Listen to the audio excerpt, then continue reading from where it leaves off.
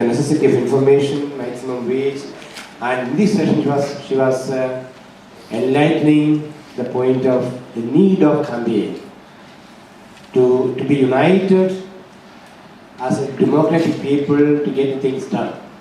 Unless otherwise we raise our voice together, it's very difficult to get into the things that are more interpreted by the government, though we are granted constitutionally by the state. These two are very important, distant, different things.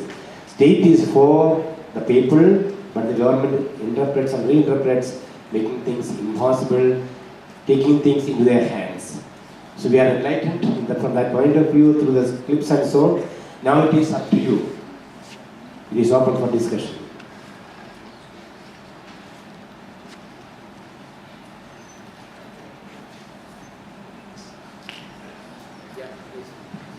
John.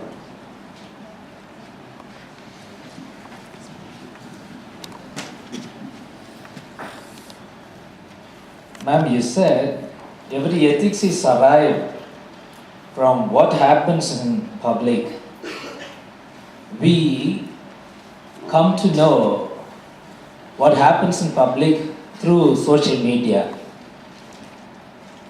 In a state like the state from which I come, every politician or party has their own social media, so to say, television, newspapers, and what is given to us as if, yeah, I have the absolute truth, and I have the absolute truth. In this condition or context, what is the role of ethics in mass media, and how much of responsibility that we have to let the others know the truth?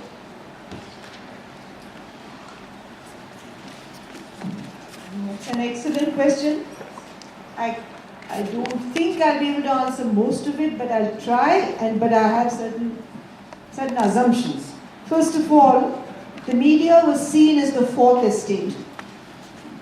And it was a phrase coined by Edmund Burke in the British Parliament, when the backbenchers used to be the journalists and they used to ask questions, and he said it in a derogatory way. But eventually, the fourth estate is the role of the media. That is, to keep an eye on the legislature, on the executive and the judiciary, and to make quite sure that things work in a democracy. But our entire fourth estate, most of it I would say, has now become the corporatized. So corporate money funds them. I have known and I have spoken to senior editors who say they don't take the decisions. The decisions are not taken by editors, and good reporters cannot get their stories in today. In the print media, in the electronic media, we see what's happening. And I know there might be some friends of Aruna Goswami in the audience, but we all know what happens in times now. The nation wants to know. Aruna Goswami wants to know. But he can't become the nation. When he should say Aruna Goswami wants to know, I'm quite happy to answer him or not answer him. But when he says the nation wants to know, it's so absurd. But that, for me, Aruna has become a talking point because he's an extreme case. There are many good anchors. It's not that as if every anchor is like Aruna, and even he may be at some times reasonable.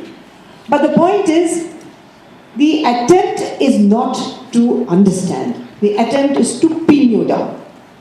And therefore polarize. And if you polarize, then you become shriller and shriller. Nobody talks sense. Where is the ethics then? Because how can you make a choice? There also information is important. Not points of view and invective flung at each other. So I think the social media we then thought and the internet would deal with all our problems because all this had been taken over. Now I'm told that you can buy your likes and dislikes. So if you want, there's a price. If you pay that price, you can buy your likes, you can buy your dislikes. And I've heard that politicians buy likes and dislikes in bulk. So you become very popular, and a Twitter or a tweet, in a tweet, how many syllables and how many words are you allowed? How many? You all tweet. Please tell me, because I don't tweet. Huh? Around 140. 140 alphabets, no? Alphabets. 140 alphabets. What profound thought can you take out in 140 alphabets? Now that becomes the mode by which my Prime Minister wants to talk to me. He says, I'll tweet you. You can tweet me if you are, admiring a film star or you want to say, wow, wow, kitna acha hai. But when I'm discussing policy, what can a tweet do for me? I can't understand a tweet. I need an argument, a discussion. I want substance. So therefore, social media is overrated. Now we come to electronic papers. Now because papers have become so restricted, we've got papers in the electronic media which we all read now. We read the printed paper, but we also read the electronic papers to see which gives you what point of view. Now the burden on you and me is much more than it was before.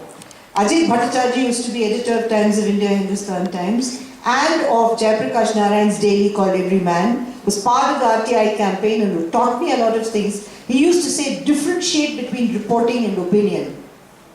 Reporting has to be factually correct. Opinion is opinion. But today, opinion passes off as reporting. So you and I are trapped, which is what you were trying to tell me, that political opinion passes itself off as reporting. Now we must be very clear, and that's why and that's precisely why I was motivated to come to you, because these are all things you cannot share on television, you cannot share in 1-minute interactions. These are things which we need to discuss, and I hope that all of you will take these discussions further.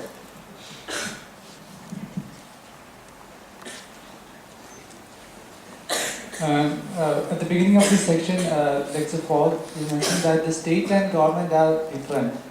And in some of the states, we can see that the same representative is continuing for 3 times, 4 times, 6 times, 9 times, all the same party is continuing. And because there is no change in the leading the people is not changing, then how this real change is happening? Because if we are seeing looking the problems of the state or the poor people, it's the failure of the state, because there is not actual administration is not happening. Then the people of the same party is continuing. Then how can we achieve the real administration or real well-being of the people? Again, I don't think the state is an abstract concept. It doesn't exist. The government is a physical concept. You can see a prime minister, ministers. You can see hustle, bustle, you can see cars, you can see various things. Machinery through which they get elected. The state is really an abstract concept. Well, the state gets defined, that's why the constitution is so important, because in a sense, that defines the state. But if the government is not changing, it's not only their fault, it's your and my fault. Why are we not changing the government? Why are we not voting? No. Why are we not, you and I, mean you specifically, I mean all of us. Because we are not voting another party to power. We are not exercising our minds. Because when we get into the actual fact of voting, we are either ideologically so bound, caste bound, identity bound. We are unable to go further beyond that when we elect people. So it's our problem as well.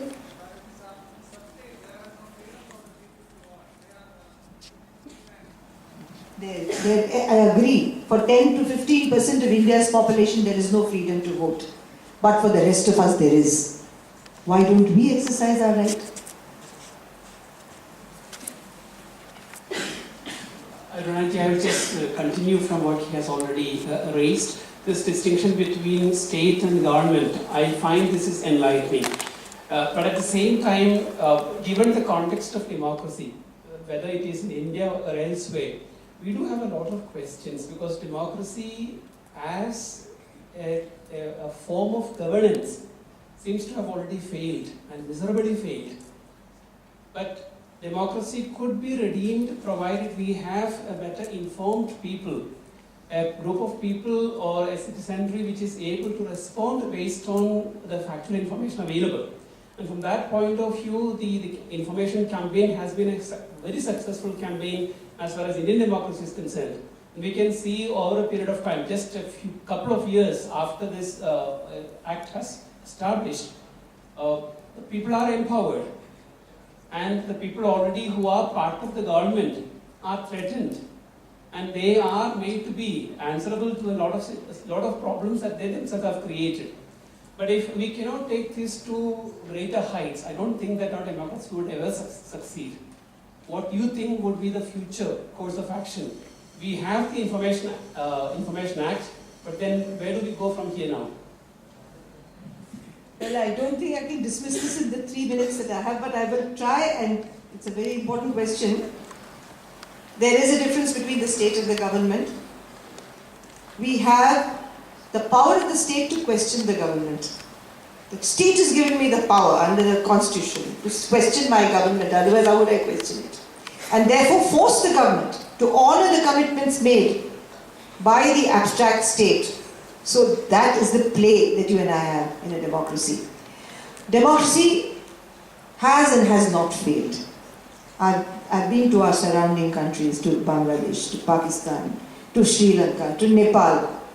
In some ways, we have kept at least the routine 5-year electoral process, barring those 2 years of emergency, going. And for such a huge country, even the mere fact of going to vote is a one. I'm not saying it's everything, but it's something. And it's only when I go elsewhere where they don't have that kind of voting system, where it's naturally taken for granted that in 5 years you'll go to vote, that it is an achievement. And we are, in fact, a baffling example of how that takes place to many people. Can't even understand how every 5 years we have elections. The problem with Indian democracy is that we have woven into its texture all the feudal and other undemocratic modes we have in this country. So we are its worst enemies. We can set it right. So therefore, if we start looking at the various ways in which our minds are now trapped into narrower and narrower. Actually, I had some quotations. I even had the overdone and oft-quoted Rabindranath Tagore quotation about the famous awake. Sorry, I'm not getting it immediately. So actually, we are the traps. So the moment we realize we are the traps, the solution begins. The moment we think somebody else is a trap, it will never begin. So why can't I begin where I am? So that is the solution to Indian democracy. And I think the immense possibilities that exist in democracy don't exist in any other form of system of government. Government where we have ethics, where we have liberty, we have freedom, we have equality, we have justice as interplays. And for that reason, we must protect democracy. But I hear two stories. My story is that we have failed, because I had great aspirations. But for my friend Nordi, there is success. As a Dalit, before independence, she couldn't have a pakka house. She couldn't wear jewelry. She couldn't sit at a height, so she could not sit, her son couldn't sit on a cycle. She couldn't sit at a sewing machine, pedal sewing machine. Today the world has changed for her. For a woman in Rajasthan, 50% of our panchayat sarpanches are now women sarpanches. We have reservation. Can you imagine? 50 years ago or 100 years ago, what women were like in Rajasthan? With veils coming to their navel, they couldn't talk, they couldn't do anything. For us, there has been change. The point is, there has been some change. But there's much that has not happened. So I think what we really need to do is each one of us as citizens, no matter where we are, have to spare 5% of time in our lives to remedy this democracy from wherever we are, in whatever we can do, and you don't have to be an activist at all, in something. Then I'm sure Indian democracy will deepen, will get better, and will survive, because Indians are intelligent people and very clever as well. I'm making the difference between intelligence and cleverness.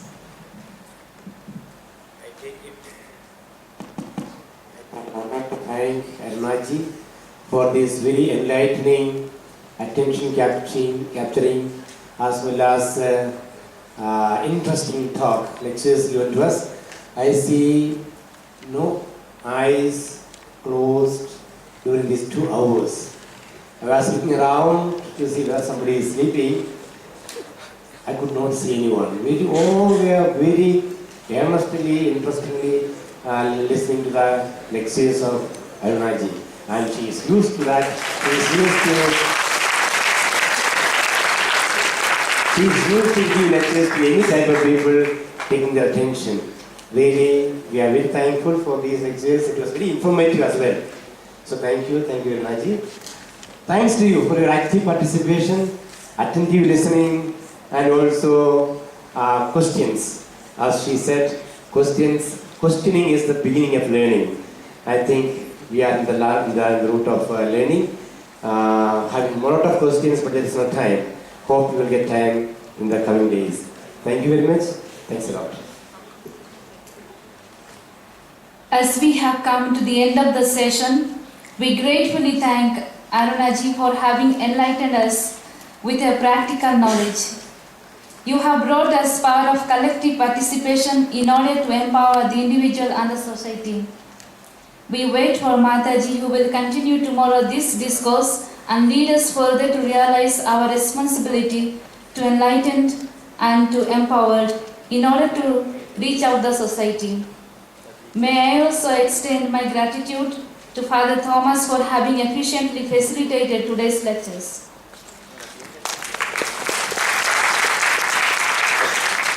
Once again, I thank each and every one of you and wish you a good appetite.